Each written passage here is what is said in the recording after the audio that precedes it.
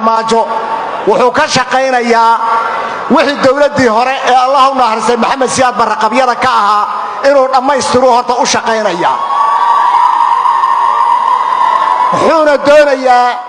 xagar iyo afmadow taabti iyo qooqaani doobley iyo kulbiyow badhaadhi iyo dalaayad beerxaani miido gubakibir wax alla wixii matoor ku oolayay iyo dadkii deganaan jiray inay dawladdaasi hore u baabi'isay waad ogtihiin waxa kale oo uu doonayaa faadici iyo tubaaki iyo Ibrahim Tubaako iyo faadici iyo ninkii la dhihi jiray dhaga bacayr oo kale inuu soo celiyo doonayaa haddii arrinta la aqbalayana de Soomaali hore uma aynan ogolaateen horeyna uma aynan isaga kaxaysan odaygii isaga ahaa waxaan leenahay marka warjuballaanay dawladdan farmaajo way idigu soo duushay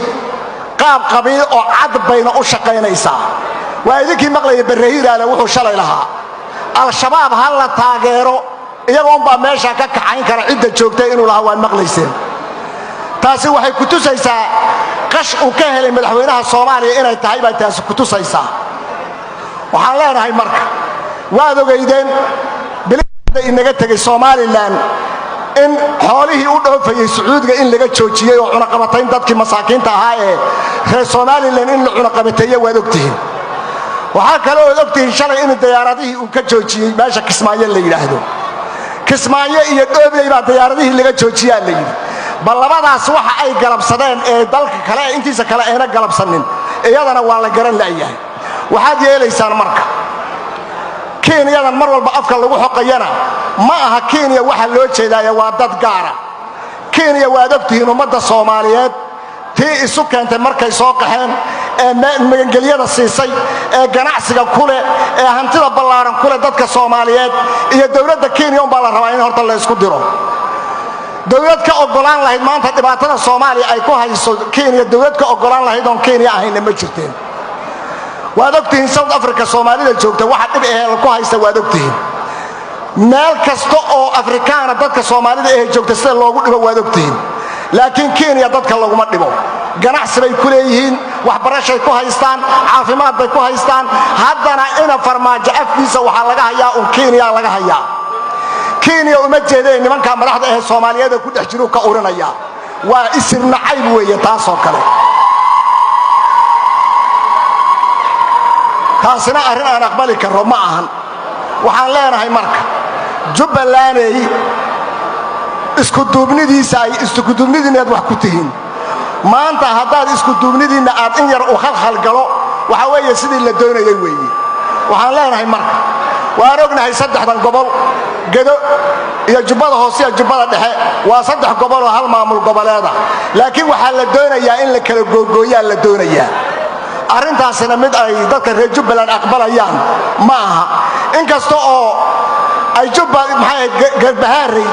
siyaasiyiinta ka soo jeeda ee famil ahaan ka soo jeeda ama ra'iisul wasaarayaal hore ha ahaadeen ama kan hadda madaxweynaha ha noqdee inkasta oo carab badan ay ka shaqaynayaan inay nagu abuuraan oo ay doonayaan inay maanta dhibaatadu gaadho meel aan laga xalinaynin oo qoys qabiil ay u dagaalamayaan haddana waxaan leenahay dad gobolka Gedo dad badan oo Jubbaland oo Jubbaland midnimadeeda jecel oo inay Jubbaland si ahaadaan doonayaan ka buuxa dad kuwa dartood baan doonaynaa hadday maanta dadka ay ahaan lahayd waxaan dhihi lahaynba baarlamaanka Jubbaland intuu fadhiisto ha u codeeyo in labadan gobol la israaciyo waa Jubbada Hoose iyo Jubbada Dhexe laakiin oran mayno oo ilaa xad hadda waan sugaynaa aakhirkaas waxa suuragal noqon doonta inay taasi dhacdo sida looga shaqeynayo siyaasiyiinta meesha ka soo jeeday u shaqeynayaan taasi inay iman doonto iyadu waa wax la hubo weey haddayna wax iska bedelin intaas halkaas aan ku dhaafayaa inta kale waxaan leeyahay dawladda Itoobiya Abiy Ahmed iyo lama magarsa nimankan Oromo odayaashoodii inta la soo kaxeeyay oo la keenay jigjigo ba ilaa dhagax buur iyo haradiga loogu geel qalay oo ogtihiin xaduud dheerna dadka Soomaalida iyo Oromadu way leeyihiin Oromo waxay fahmi laadahay ilaa iyo hadda caruurta dadka jigjiga jooga caruurtoodii ama wiil ha ka jooga ama gabadh ha ka joogtay nim uusan ehelkii maanta Kismaayo joogin ma jiro waxay maanta marka kalifeen inay Fahad Yaasin intuu xamar ka soo tago ardi sababa tago janama Itoobiyana intuu qaado inuu ku weeraro caruurtii joogtay Kismaayo taasu ka shaqeeyay idinka marka maxaa la idiga rabaa hadaatiin odayaasha Somali State waxa la yidhi xorriyada qowl bay gaadhay Itoobiya war xorriyada qowlka maxay idin diidaya arrinta inaad ka banaan baxdaan oo aad diidaan dawladda federaalka Itoobiya waxay sameynaysaa inaad diidaan horta arrintaas waa arrin nasiib darro inaad sameyn weydaan haddana waxaan idin leenahay war adduunku wuxuu iska ilaaliyaa